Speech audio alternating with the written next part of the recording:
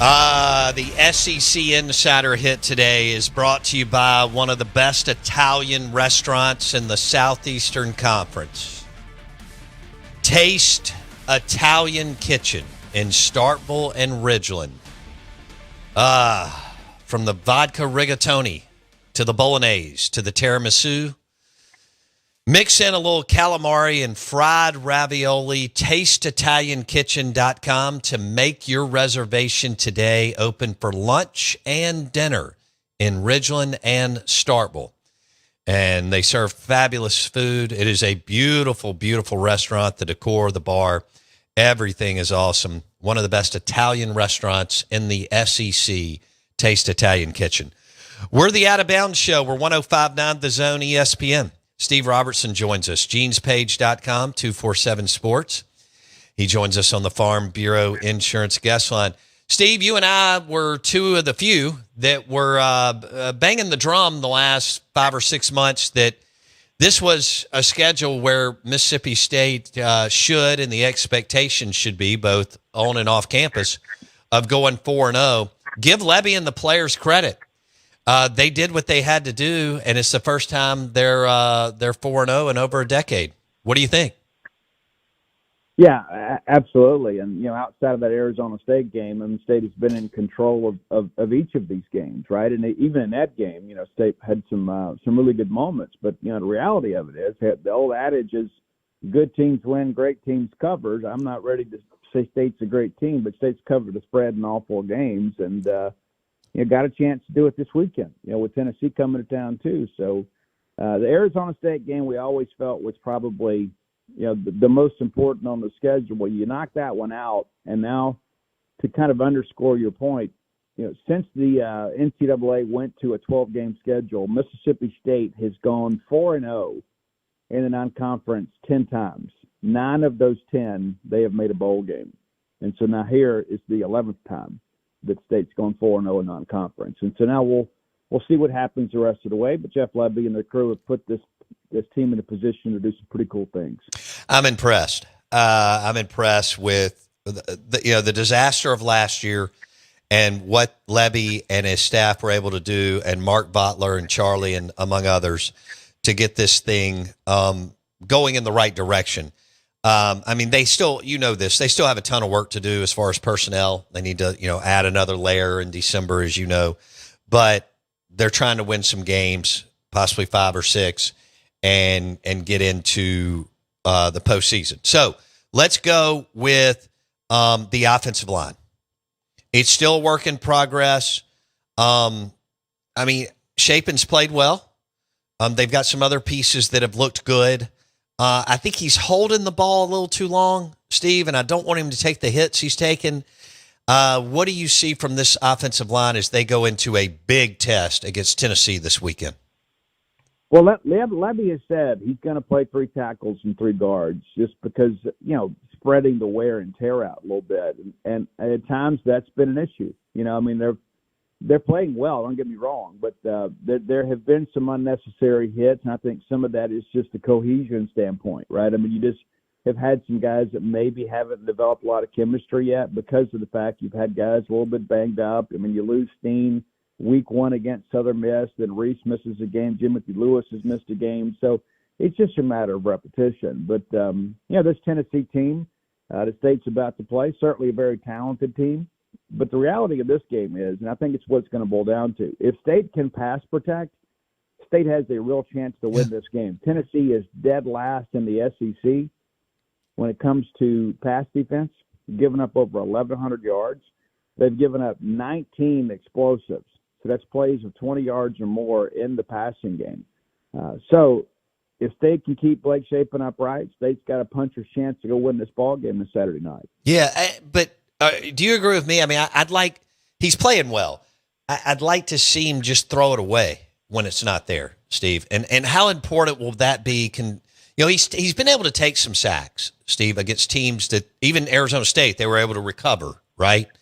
But even against Northern Illinois and so on, they've been able to you can't – I don't think you're going to be able to do that against Tennessee and keep moving the chains. Do you? No, I agree with that. And the late blitzer has been a problem with State. Even Alcorn State had some success with that late blitz, and some of that's on the tight ends, right? I mean, some of it's on the running back. So it's the entire unit has got to do a good job. But in that respect, too, Blake can't take unnecessary hits. Kind of drilled him about that a little bit over the weekend post game. I even asked Evan Booth, how do you feel? Seeing him get off on a long run and instead of run out of bounds, lower his shoulder, and Booth's like, I don't like it. I don't like it at all. Blake can't do that. And listen, Blake's got to kind of play within himself. But when the plays are there to be made, I thought that what was it, 3rd and 26 play where he takes off and splits linebackers. I mean, the guy is clearly a great athlete, but we got to be smart in what we do. And there's a fine line between being ultra competitive and being smart. And sometimes he pushes that line.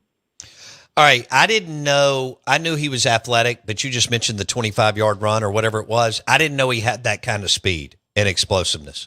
I don't remember that from last year, but granted, his year was cut short with the Florida game and the injury. Did you know he had that much speed when he got about 6-7 yards past the line of scrimmage, Steve? He showed a burst that I didn't know he had, but he's a former baseball player too, so he's used to running in a straight line, pretty regularly. But when I begin to kind of think about the Blake Shapen experience against Northern Illinois, with their ability to stop the run, you needed to have the threat of the quarterback run to make them account for all 11 guys, right? I mean, so you had to make them account for the quarterback run. So I thought it was a nice wrinkle. I just thought Blake probably should get out of bounds a little more often than he did. But, you win the ball game, everybody's healthy, now we get ready to go for 5-0. Yeah. All right. So let's go to the this is going to be a line of scrimmage game, like all or 99% of the SEC, Steve. And Tennessee has the advantage there. So what do Levy and McIntyre, Rhodes, and Hutzler do to kind of mask that? Not that they don't have some pretty good players there, but to level the playing field maybe as much as they can on Saturday against Tennessee. I think you got to bring some front side pressure and make the quarterback uncomfortable. Tennessee lost 4 of 5 offensive line starters, but they really have not missed a beat. And that just shows quality recruiting and development there. I mean, they have not really had an issue at all when it's come to running the football, protecting the quarterback. But I think you got to bring some front side pressure and force him to get that ball out a little bit. If you sit back and let him play pitch and catch all day, I mean, with Brazel and some of these other guys, they've got some skilled guys that can hurt you. That they will absolutely get down the field on you in a hurry if you let the quarterback just sit there and be comfortable in it. And I don't know if that's bringing Isaac Smith out of the slot, that's bringing a corner blitz, but I think you got to be very exotic in your pressures this week and make Aguilar uncomfortable. I think that is the name of the game for this Bulldog defense. I think in some respects State's going to be able to match up on the back end, but you can't cover forever. So you've got to get pressure on the quarterback, and you've got to protect your quarterback. I think this game will ultimately be decided of who can protect their quarterback the best and who can complete passes down the field. And Mississippi State's done a really good job in pass defense so far. Granted, they haven't played an offense as prolific as Tennessee's. Steve Robertson, genespage.com, 247 Sports. Dogs host Tennessee this weekend, 3:15 SEC Network. You expect the place to be packed. And even, Steve, are your expectations for Davis Wade to be even louder than the Arizona State game? Yeah, I think so. And it's so interesting. I've had people asking me where to get tickets for 2 weeks now. Like, hey, we're not coming to Northern Illinois, and they didn't. But we're going to come to Tennessee, and we're trying to get tickets. And let me remind people of this, too. When you go on your social media accounts and you put that you're looking to buy tickets, you're going to be inundated with these bots that are associated with scammers. Always check the official website first. No matter what school you cheer for, go to your school's website first because you're going to pay a lot less fees. I know everybody, listen, if it's free, it's me too. But in situations such as this, there's not going to be a lot of free tickets available. And so if you're looking for a discount, you're probably going to get scammed. So I would encourage you, go to hellstate.com/tickets. Get tickets there. If there's ever any problems, the ticket office can correct you. If you buy from a third party and something goes wrong, you're just out your money. Okay. You mentioned Isaac Smith. How about that play in the left? That was an NFL level play by Isaac Smith on Saturday. That pick and to keep his foot in bounds. How good was that? That was incredible. And, and again, we go back to this discussion that we had in the offseason. The star position, which is what he plays, is basically like the old Rover. Like Terry Hogue used to play at Georgia. I mean, they just moved him where they need him.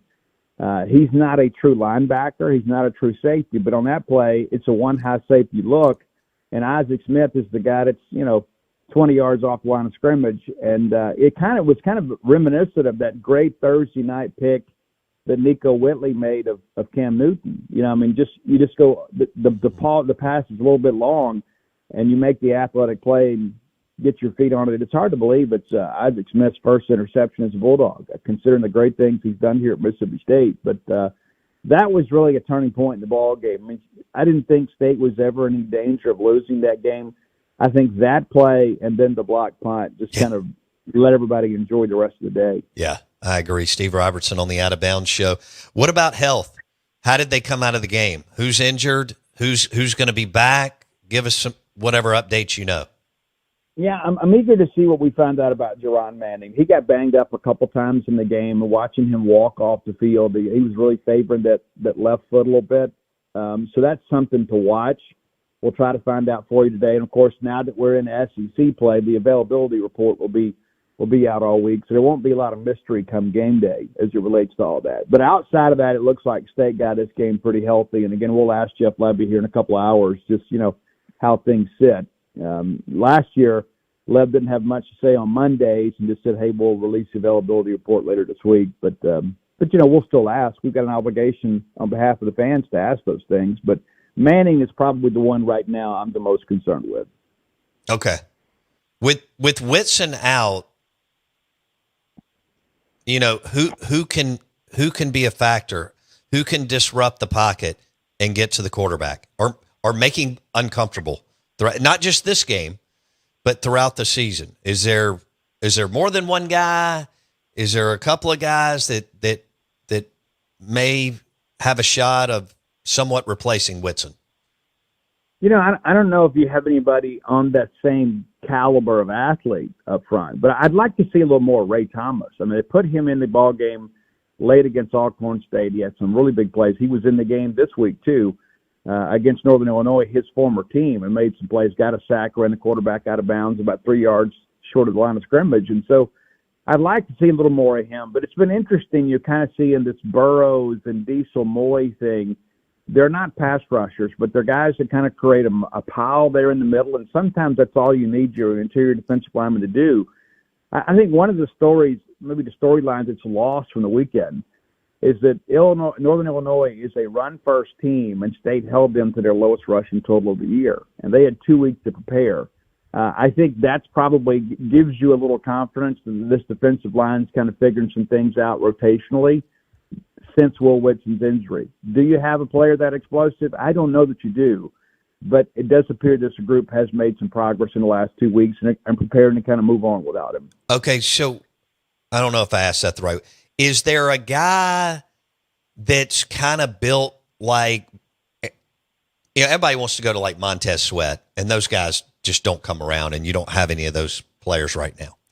So is there a guy that could emerge that's kind of got the body or the athleticism of Brule or Tyrus Wheat or another, not as good, Steve, but Isaac Smith, a tweener hybrid guy that could stand up on the left or right end and just go get the quarterback that doesn't look like a defensive lineman necessarily?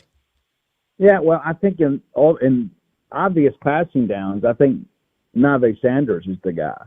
He's a guy that was relentless pass rusher at Northern Illinois. And State's used him a little bit too, but, State hadn't been a lot of these, third and long type situations. And I think that's a big part of this deal with, like as you say, especially with a guy like Aguilar. I mean, you've got to be able to get after him when right that the threat of the run is not there. And so, yeah, I think maybe Nave Sanders is a guy that could be a factor in this ball game and really in these third and long situations kind of moving forward. All right, but you You mentioned Tennessee pinned their ears back last year, ran over Mississippi State once Heupel got frustrated that they couldn't throw the ball for some reason, like he wanted.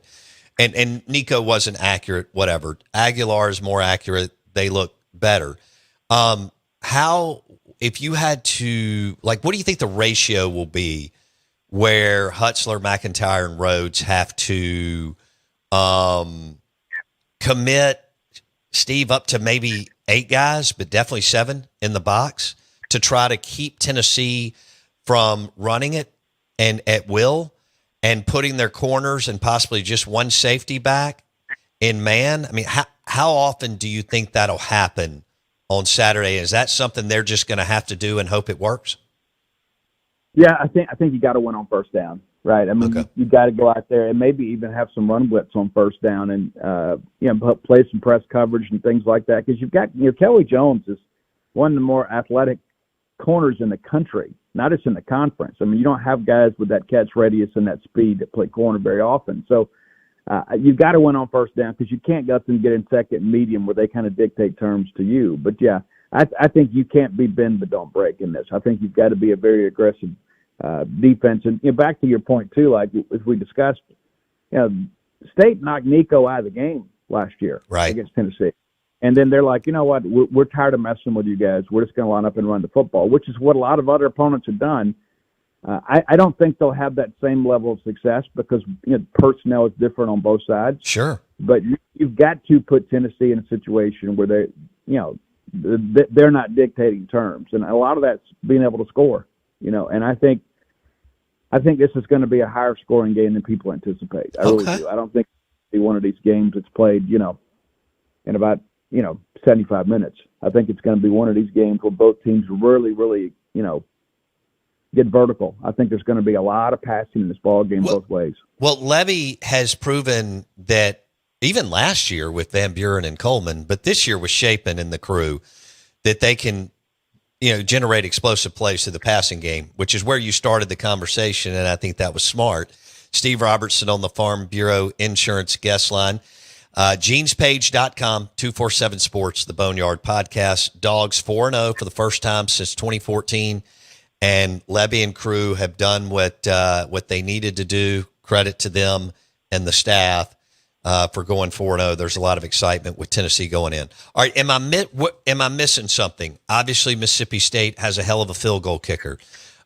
Is there a player on either side of the ball that I missed, or a unit that you're locked in on that you're like, hey, there's more juice here. They can play better. Or there's a unit that hasn't played as well as you thought they would, and that they have to play better against a team that's favored by 7.5. Steve? Well, I think you got to stop rotating punters. I think you got to go with Ethan Pulliam. I mean, he has proven, averaging right at 45 yards a punt. All due respect to Tice, but he's averaging 34 a punt, and he's had 2 for 21 yards that both have immediately led to opponent points. Including the touchdown that gave Northern Illinois the lead, and the one against Arizona State that gave them the field goal before the half. Those are very important hidden yards in a ball game, and I think that's something Levy kind of got asked about that on Saturday. Something we're going to continue to evaluate. I think you got to stop rotating punters for sure, and you got the penalties. You got to cut out these penalties, and there's been so many of these on special teams. You had the block in the back that pins you back deep. You had the unsportsmanlike conduct on the block punt that kind of negates a lot of the block punt, right? Because it just, instead of you having a ball at the 41, you got it at 26. I mean, those are the things that drive coaches crazy. It's like, yeah, you go out and you win 38-10, but look at all of the sloppiness that happened in this ball game. And you're getting ready to go into SEC play. You cannot give any team in the Southeastern Conference free yards. You just can't do it. And that's where I think State, that's where the cleanup is this week. And listen, I know Joe Moorhead left here, and the name is kind of a punchline at times. But one of the things that he said that I've always remembered is we cannot accept in victory what we would not accept in defeat. And having double-digit penalties and things like that, no matter the margin in the ball game, those are the kinds of things that really kind of speak to coaching and speak to execution. and speak to pride. And those things have to get cleaned up. And I was a little disappointed in the number of penalties this past week. And I think you kind of let those guys hang around a little while. And I thought the crew had just an okay day from an officiating standpoint. But, there were some obvious penalties, things that Mississippi State simply can't do if they expect to win SEC football games. Yeah, they were flag happy, but I agree with you that the Dogs and the staff have to get buttoned up. You make a great point on the punter and Ethan Pulliam, former baseball player. I don't understand why that move hasn't been made already. What's going on there? I mean, play the best player. Yeah, I think part of it too is Tyus just had a couple of really well placed short punts. So what I mean by that's not being critical. I mean, he had that one end over end thing that pinned Arizona State back inside the 5. I don't know if that's a skill that Ethan has yet. So that maybe there's a role for Tyus in that respect. But when you're backed up deep, you need a guy that can hit a big boomer for you. I remember Blake McAdams. I mean, people forget, that game against Auburn, when State went and won that game under Kroon, Blake McAdams hit an absolute boomer of a punt that flipped the field that basically gave State a chance to put up a goal line stand there at the end. Those yards matter. And so I think when you're backed up, you got to give that guy that's probably going to get you a 45, 50-yard punt, and Pulliam's had a couple of those already, 50-plus punts. That's the guy that needs to be in the back of your end zone, not the guy that's shanked it 2 times for 21 yards. And listen, that's the reality of playing life in the Southeastern Conference. It's never personal. It's always performance-related. Yeah, but that shanked punt out of the end zone on Saturday, good grief. All right. Are you fired up? Is genespage.com fired up about this week and weekend? Yeah, we are as a staff. It's so interesting, too. I think there's still some people that are kind of scared to believe. And I get it. People still have PTSD from last year. But, you're 4-0. Be happy you're 4-0. Yeah. And you got a good team. It seems like you're healthy. And it seems like, the Jeff Lebby system is kind of taking root. Let's just see what blossoms this year. I could not agree with you. Enjoy it. I mean, you may get beat on Saturday. You are the underdog, clearly. But there is a path to a win, and I agree with Steve Robertson. Enjoy it this week. Have fun with it. And go to genespage.com because Steve and them are uploading content about every 30 seconds. Steve, we appreciate it. See you, bud. genespage.com, 247 Sports. Steve Robertson on the Farm Bureau Insurance Guest Line. The show is brought to you by Cover Source Solutions. HVAC, air conditioning, which I like air conditioning.